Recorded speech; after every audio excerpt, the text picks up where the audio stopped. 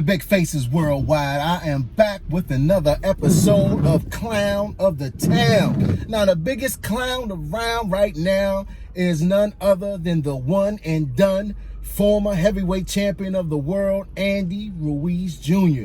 Now, back on June 1st, Madison Square Garden, Andy Ruiz shocked the world by defeating Anthony Joshua, man. I mean, he did it in dramatic fashion. Dropped him 4 times, pummeled him, just, straight beat him down, He became the first Mexican heavyweight champion, and with that came a lot of fame and fortune. Now, we all know before the AJ fight, Andy Ruiz spoke about his hardship, spoke about living in his mama's house with his 5 children and his girlfriend, man, all in one bedroom. He spoke about wanting to quit boxing and, just having a hard time. But after June 1st, man, stardom struck. He became a celebrity overnight. He became a multi-millionaire overnight. And with that comes a lot of extracurricular activities. Andy Ruiz was caught up in the glitz and glamour of the good life, which he should have, which is understandable to a certain extent. But there's got to be a point where Andy Ruiz knows how to turn that off. Andy Ruiz didn't. He kept going and going and going. And the thing that upsets me about this whole thing is that when I look back at Anthony Joshua when he took his L, he took it like a man. Now, Anthony Joshua had all type of excuses coming out for him.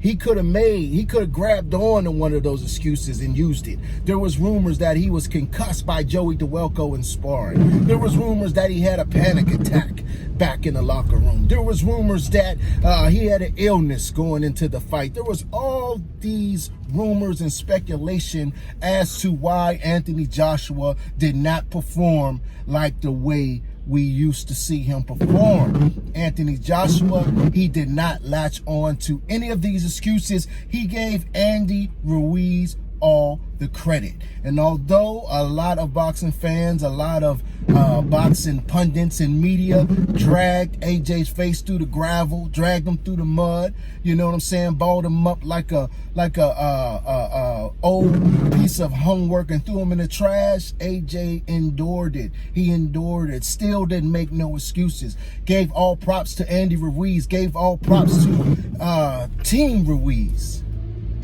But Andy Ruiz comes out 284 pounds. That is the second highest weight in history of a heavyweight.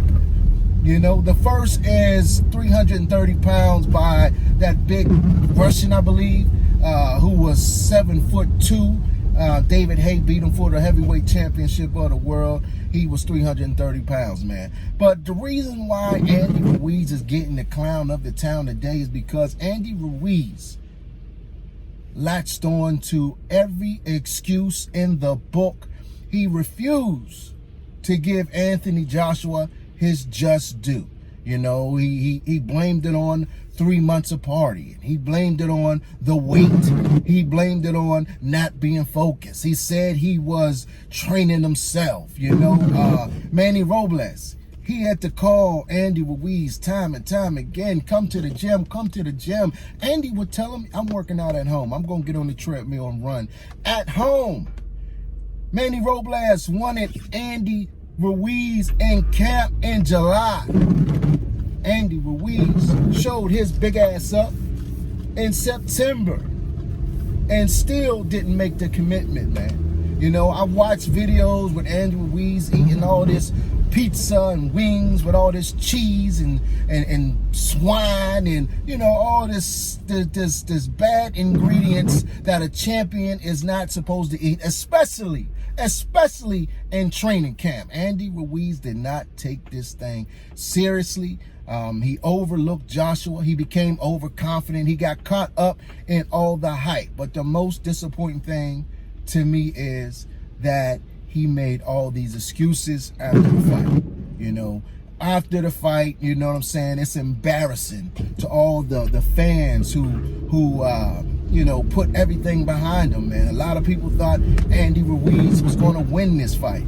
I wasn't one of them. But a lot of people thought he was going to win this fight, man. And, you know, he got outclassed. You know, he got his head snapped back so many times. He may have whiplash from the jab that AJ was snapping on his ass. You understand me? But Andy Ruiz, man, for not accepting defeat graciously like your opponent did back in on June 1st, my man, you are the clown of the town.